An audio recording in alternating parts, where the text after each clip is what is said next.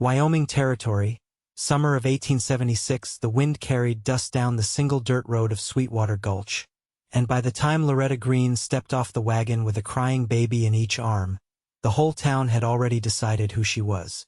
Her face was drawn from exhaustion, but her back stayed straight.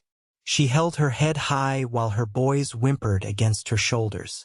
Samuel and Silas, only 3 weeks old, had blue eyes like morning frost and the same dark hair as the man who had vanished before their birth.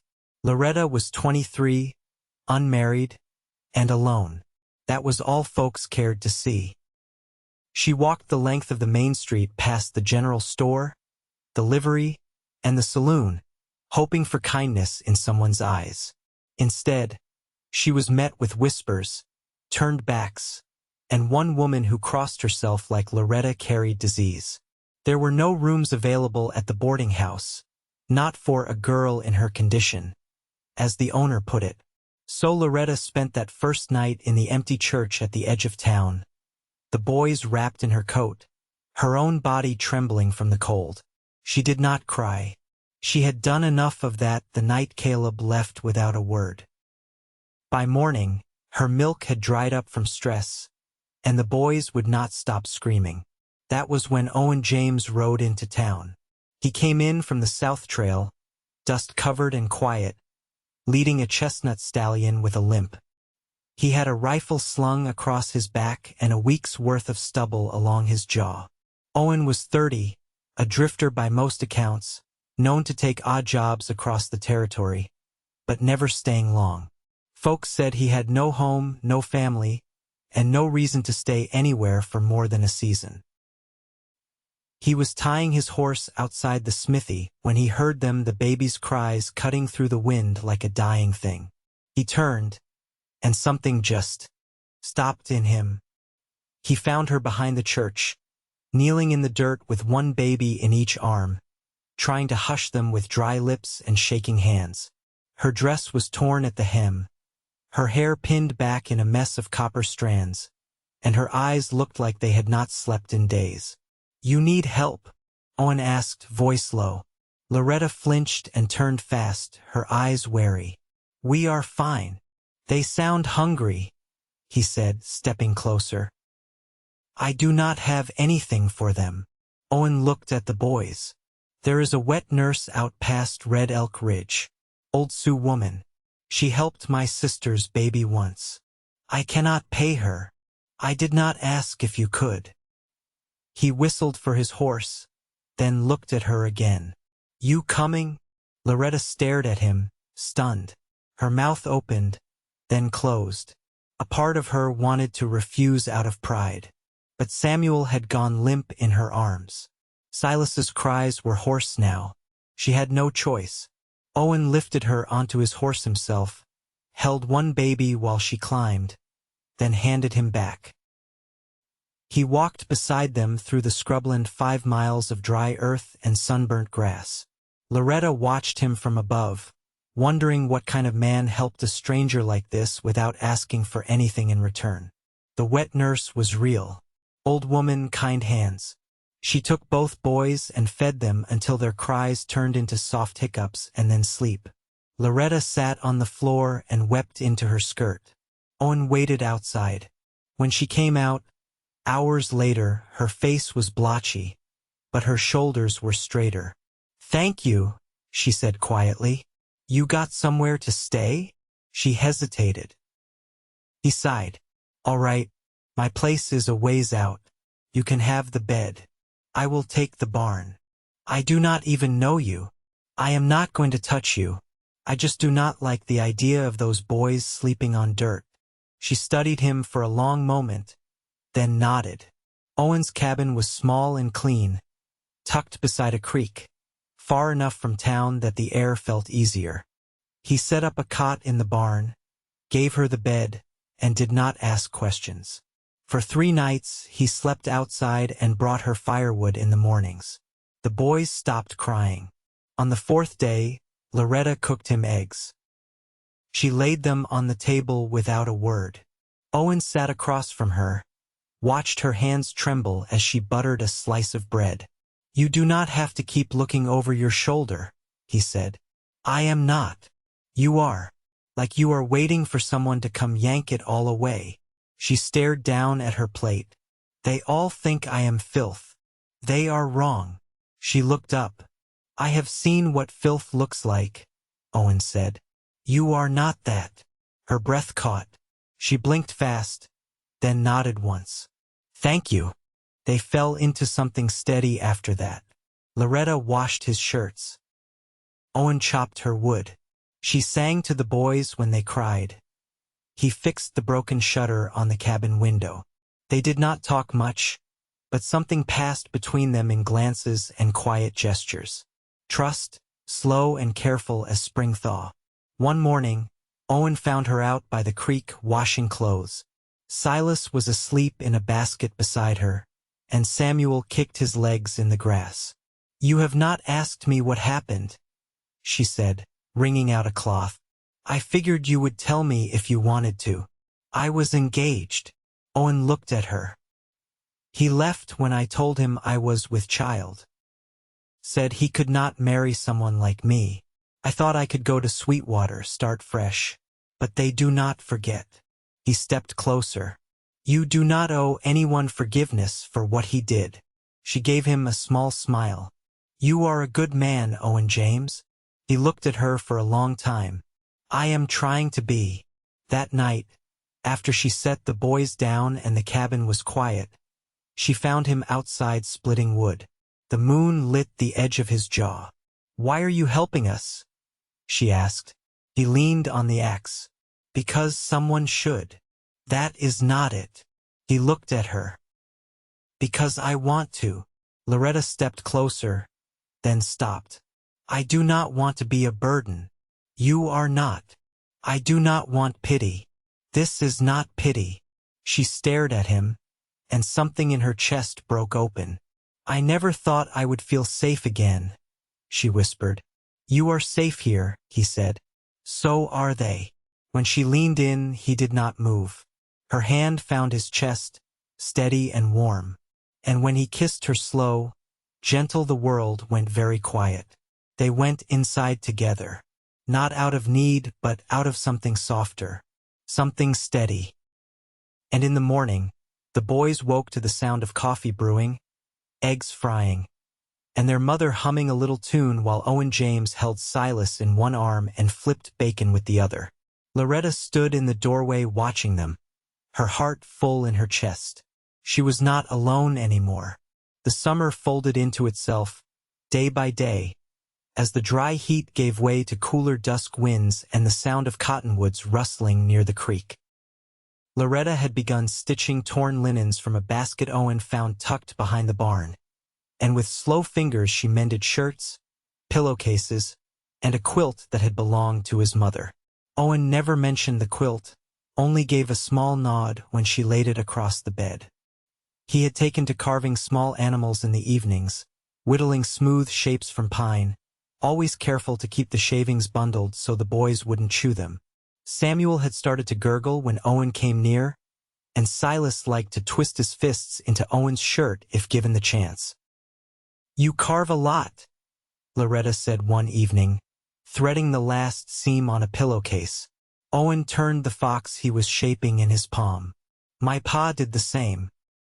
He said idle hands brought on restless thoughts. What kind of thoughts? The kind that don't lead anywhere good. She nodded, folding the cloth. I wouldn't mind learning. He passed her a stub of wood and his smallest blade. Keep your thumb behind the blade, not in front.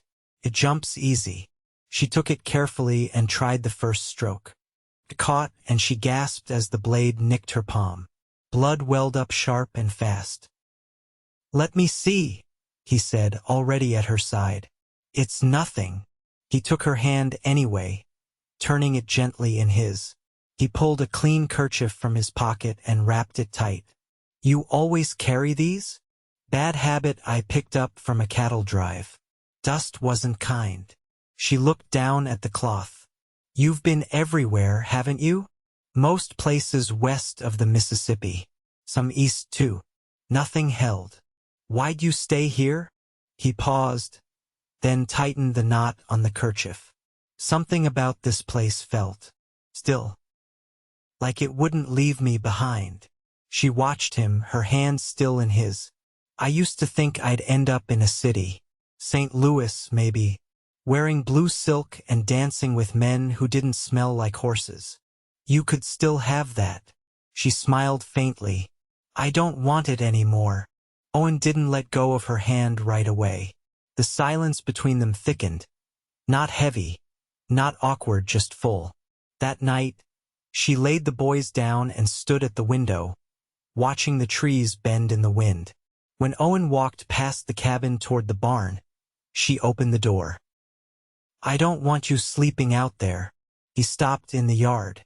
Did I do something? No, she stepped out onto the porch. I just don't like the thought of you out in the cold. It ain't cold. It will be soon. He glanced at the sky, then at her. You sure? She nodded. There's room.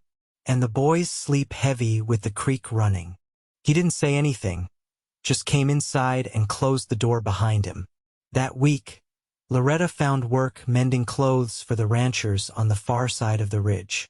Owen rode her there with the boys bundled in a basket between them. While she worked, he dug a trough to guide stream water closer to the cabin, built a cradle from scrap wood, and reinforced the porch with extra beams. You don't stop moving, Loretta said, watching him oil the door hinges. I do when I sleep. Do you ever let yourself be still? He looked at her. I'm still now.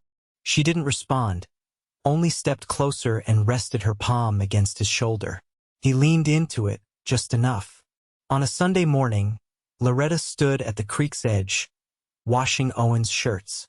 She looked up, squinting as the sun broke through the trees.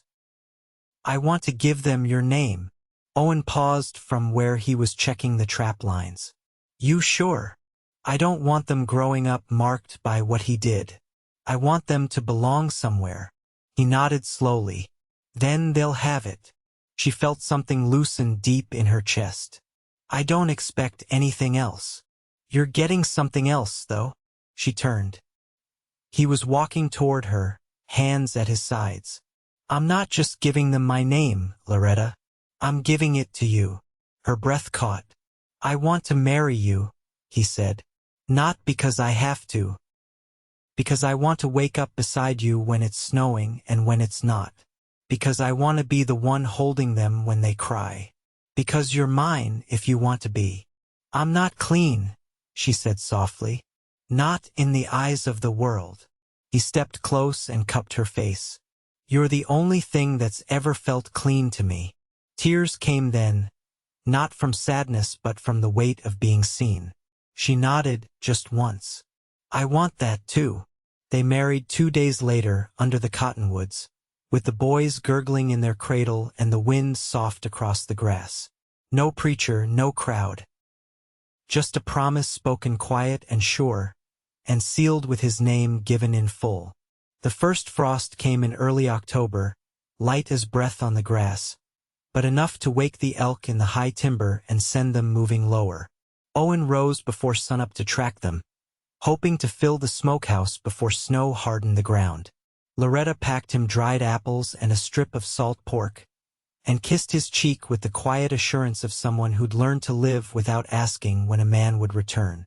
Don't waste bullets, she said, tying his scarf snug around his neck. I'll bring back enough, he promised, brushing his thumb across her knuckles before mounting his gelding. He was gone 3 days. Loretta kept the fire burning low and steady, feeding it with dry willow branches while the boys watched the flickers with wide eyes. She boiled root vegetables into mash, kept the cradle near the hearth, and read aloud from the single book Owen owned, a worn Bible with his mother's name penned inside the front cover. The third evening, just after dusk, she heard hooves crunching the frost outside. She stepped onto the porch with the lantern, and Owen came into the light with a quartered elk slung across the pack mule and his coat stiff with cold. She pulled the door wide. You all right? Long walk down, he said, voice rough from wind. Worth it. He unloaded the meat without complaint, and she helped hang it under the eaves, wrapping it in cloth to keep the flies off what little warmth still lingered in the air. Later, by the fire, she watched him peel off his boots, slow and stiff. "Your hand," she said, pointing to the old wound he'd reopened gutting the elk. He looked down, indifferent. "Split it on bone. It'll close." She fetched the basin and sat beside him. "Let me." He didn't argue. She cleaned the cut with boiled water and pine gum, her fingers steady. "I used to help my uncle dress deer," she said. "Back in Missouri. Before everything." Owen studied her face. "What happened to him?" "He went off to Kansas to fight for the Union. Didn't come back. My aunt took sick after that. I was 13. Been fending ever since." She pressed a cloth to the wound and wrapped it in clean bandage. "You never told me that," he said. "You never asked." "I should've." She looked up. "You ask the things that matter." He reached for her, then not with hunger, but with the kind of touch that asked nothing, only offered. She leaned into him, her head against his shoulder, and the fire cracked low beside them. As the days shortened, Owen set to cutting winter wood. He brought in pine branches to patch the cabin seams, and built a hand sled to carry water from the creek when snow came deep. Loretta sewed a quilt from old shirts and spare cloth, and knitted booties for the boys, blue for Samuel, brown for Silas, though they kicked them off before supper most nights. One afternoon, while Loretta fed the twins in the cradle, Owen returned from town with a folded paper in hand. "I picked this up at the post," he said, laying it gently on the table. She turned from the hearth. "We don't know anyone who writes. It's not a letter. It's a land registry." She wiped her hands and crossed the floor. "What for?" He met her eyes. "I want to file a claim. The ridge east of here. This good soil near the stream. We'd have our own deed, our name on it." She stared at the paper, her fingers brushing its edge. "We'd need to build a second cabin," he went on. "One that faces sun. Maybe keep chickens come spring. I can barter lumber with the sawmill." "You've thought it through." "I've thought about what I want for you. For them. Something that's ours, not borrowed." She folded the paper carefully. "File it." That night, she sat beside him while he carved another animal for the boys, a bear this time, small enough for their hands. She watched the blade shape each curve. "I want to learn to do that," she said. He handed her the carving knife without a word, and she set to it with care, her brow furrowed in concentration while he leaned back and watched the firelight catch on her copper hair. By early November, the boys had learned to sit up on their own, and the first brush of snow dusted the porch rail. Loretta stood bundled in Owen's old coat, holding Samuel against her hip, while Silas slept in the cradle inside. She watched Owen nail a horseshoe above the door. "For luck," he said, glancing over his shoulder. "I don't believe in luck." "Neither do I," she smiled. "But I believe in you." He came down the steps, took Samuel from her arms, and kissed her forehead. "We're gonna be just fine," he said. And in that moment, with the cold nipping at their cheeks and the world hushed beneath fresh snow, Loretta believed it too. December settled in slow and deep, with snow thickening along the ridgeline and the creek crusting at its edges. The cabin's roof held steady under the weight, thanks to Owen's careful work, and the smokehouse hung full with meat, its scent drifting through the pines on clear mornings. Inside, the air stayed warm from the stove that burned day and night, fed in turns by both their hands. The boys had begun to crawl, clumsy and determined, dragging themselves across the quilt Loretta laid near the hearth each morning. Samuel favored old wooden spoons, while Silas reached for Owen's belt when he was near, gripping it with the stubbornness of a mule. Loretta watched them grow with a quiet, aching wonder she never voiced aloud. One night, as wind battered the shutters and the fire snapped in the stove, Loretta sat mending a tear in the sleeve of Owen's winter coat. He was kneeling on the floor beside the cradle, adjusting the folded blanket around the boys. His hand paused over Silas's back, then stayed there. "You ever think about what you'd be doing if you hadn't stopped in Sweetwater?" she asked, not looking up from her stitching. Owen leaned back on his heels. "I think I'd still be riding between towns, never knowing where I'd sleep." "You never thought about settling before?" He stood slowly. "I tried once. In Colorado. There was a woman there, her brother ran freight for the army. I stayed through one winter." "What happened?" "She wanted Denver. I didn't. She left in the spring." Loretta tied off the thread and bit it clean. "You ever been back?" "No. Didn't see the point." She folded the coat and ran her hand across the worn wool. "I never wanted to stay in one place. After my ma died, I didn't trust anywhere to hold." "You trust this place?" She looked at him then. "I trust what we've made of it." He watched her in the low light, something unreadable in his expression. "I think about giving them more." She tilted her head. "More? Land's good, but if we want them to learn, we'll need books, tools, maybe bring in a goat come spring. Milk keeps longer than we think." She gave a quiet laugh. "You've been thinking like a father." "I've been one since I laid them in that cradle." The wind howled once, long and low. Loretta stood and crossed to the window, pressing her fingers to the cold glass. "I still feel them judging, Owen. The women in town. They don't speak to me. Won't meet my eye." He came behind her. "Let them rot in their silence. You're not theirs to reckon with. I want to raise them knowing shame has no place in our home. And they will, because they're yours. And mine." She turned toward him, something braver in her face than before. "I want us to christen them, proper. With your name.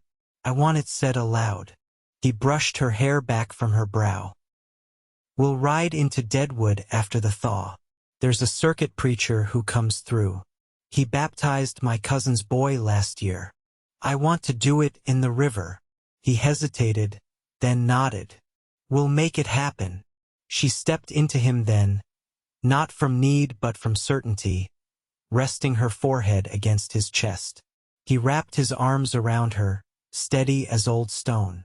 Later, as she banked the fire and he latched the door, she said, "I want to learn to read better." He glanced over, surprised. "You read fine. I want to read stories. Real ones. Not just the ones in that Bible. I'll bring books back from the post. I'll teach you if you want." "I do." In the weeks that followed, Owen spread ash along the path to the creek to keep their footing sure, and Loretta began marking lines on the wall to track the boys' growth. She stitched sachets of dried lavender to keep the air sweet and wrote their names in ink across a strip of muslin she tucked into the cradle. One morning, with frost thick on the windows, a knock came at the door. Owen opened it to find a man in a black coat, clean-shaven, with a saddlebag slung over one shoulder. He introduced himself as Reverend Thomas Caraway, making his winter rounds before Christmas. "I'm not a preacher who waits for pews," he said. "I go where I'm needed." Loretta stepped forward, brushing her hands dry on her apron. "We want our boys baptized." Caraway nodded. "I'll do it, but it'll have to be soon. I head north in 3 days." Owen looked to Loretta. "The river's not frozen yet." They bundled the twins in wool and wrapped them tight. The three of them walked with Caraway down to the bend in the creek, where the water still ran cold and clear beneath the birches. The sky was pale with winter light, and their breath came in clouds. Caraway held his book, spoke the names aloud, Samuel James and Silas James, and blessed them with water drawn from the current. Loretta held them close, shivering from more than cold. When it was done, the Reverend tipped his hat and left with a smile that reached his eyes. They walked back slow, the boys tucked close, and Owen's hand found hers without a word. Back at the cabin, Loretta set the cradle down and touched the muslin strip she'd written on.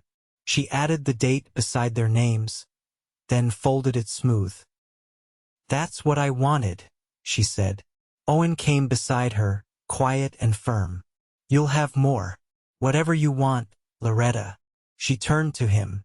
"I have everything I ever needed." His eyes didn't waver. "So do I." By late January, the wind settled into a steadier rhythm, no longer howling through the trees, but whispering low across the eaves. The creek had frozen clean through, the ice glassy and blue, thick enough Owen could walk across it without cracking the surface. The cabin stood strong beneath its snow-packed roof, with smoke curling soft from the chimney most hours of the day. Inside, Loretta spent her evenings practicing her letters. Owen had brought back 2 books from Deadwood, a collection of stories about prairie settlers and a worn grammar primer. He read beside her by lamplight, the boys asleep in the cradle, their breaths tucked into the hush of the room. One evening, she set down her pencil and looked over at him, her voice quiet. "Would you ever want to go back to where you were born?" He kept his eyes on the page a moment longer, then closed the book and rested it on his knee. "I used to think about it. My folks are buried in Kansas, near the Arkansas River. But that land passed hands a long time ago. Nothing left of ours there. I used to think I'd want to return to where I came from too, but there's no one left waiting." He reached over and took her hand. "I've been thinking," she said, "about teaching other women to do what I've learned. Reading, sewing, maybe even keeping account books. Not everyone had someone hand them a primer." "There's a rancher's wife east of the ridge," Owen said. "She's got daughters.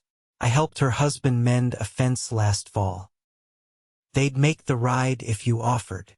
I'd need a space to do it. We'll build one. I can clear the old lean-to next to the barn. Put up a proper wall, a stove. You'd have a schoolhouse before the thaw's gone." She smiled and squeezed his fingers. "I want our boys to see women doing more than tending fire." "They will," he said. "They'll see it every day in you." That spring, when the snow melted down into the soil and the creek song came back clear and fast, Owen made good on his word. He tore down the old lean-to and raised a square room with help from 2 ranch hands he trusted. It was plain, but sturdy, with a wide table built from pine and a shelf where Loretta stacked the few books she had. 3 women came the first week, arriving in pairs with shawls pulled tight and eyes curious. Loretta poured chicory coffee and laid out pages copied by hand. They stayed past sunset. Owen watched from the porch as she walked them back to their wagons, her voice light in the evening air, the boys cradled on her hip. He'd never seen her laugh the way she did now, not once in winter. It stirred something in him that had no name, only shape. That night, as she pulled off her boots and set them by the door, he said, "You're building something more than I ever could." She crossed to him and knelt by the fire. "We're doing it together. Every part." He drew her close then, her back against his chest, his arms circling her middle. The boys stirred in their sleep but didn't wake. "You ever think we'd have this?" she asked. "I didn't know how to dream it back then. I'm glad you stopped running." "I didn't stop," he said gently. "I just found the right place to stand still." By June, the land claim was finalized. Owen nailed the paper inside the cabin above the hearth. Loretta traced her fingers over the letters, her name printed there beside his, proper and legal. She didn't say anything, but her eyes stayed on it a long time. With warmer days, Owen fenced a small pasture and brought home 2 hens and a milk goat from a neighbor who owed him for wagon repairs. Loretta taught the boys to walk barefoot in the grass, and in the evenings, they sat on the porch shelling peas or slicing apples into thin curls. One afternoon, as she hung linen to dry, Samuel toddled into the garden patch and pulled a sprout from the soil, his hands covered in dirt by the time she reached him. She lifted him into her arms and laughed, her voice ringing across the yard. Owen looked up from where he was planing a board and said, "He's got your stubborn in him. And your appetite," she called back, wiping mud from the boy's cheek. That August, Loretta's schoolroom held 6 students, and Owen added a second shelf for more books. The boys napped in the shade of the cottonwoods, and she taught letters with chalk she made from crushed eggshells and lye. The women brought preserves and stories, and one younger girl stayed late to help sweep and read aloud. Owen came home one evening with a cedar box in his hands. He set it on the table and opened the lid. Inside lay a locket, gold-toned, with space for a picture on each side. "I thought maybe you'd want to keep them close," he said. She picked it up carefully, her thumb brushing the clasp. "There's nothing of me before them," she said quietly. "Then we'll start now." She placed a snippet of Samuel's hair on one side, Silas's on the other. When she closed the lid, her hands trembled. "I was never given anything like this." "You were never given near enough," Owen said. "But I'll spend the rest of my life changing that." She reached for him then, and he met her halfway.